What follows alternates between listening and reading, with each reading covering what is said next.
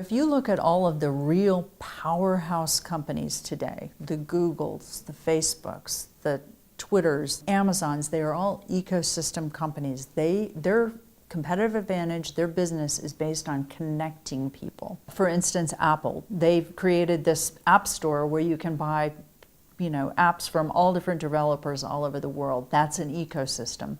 Facebook, they're connecting all of these consumers who are sharing their content, their ideas, with other consumers, their friends, but they're also connecting them with advertisers who frankly are the ones that pay the bills. Amazon, the reason it's so valuable is all of those reviews, all of that information that's within Amazon, it's based on the ecosystem of suppliers, the ecosystem of customers who are contributing their thoughts and their ideas and their reviews. The old rule, for instance, you didn't really think about ecosystems much. You had point-to-point relationships with each of the people that you would deal with. You dealt with suppliers, you tried to keep that fairly separate.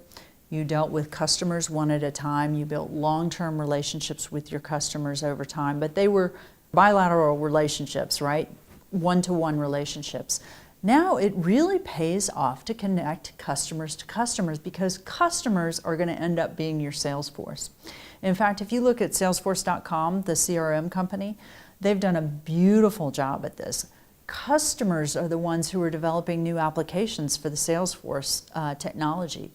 Customers are the ones who are advocating for them, who are marketing for them, and customers are the ones who come to their conferences to talk to each other, not to talk to the Salesforce employees, but to talk to each other.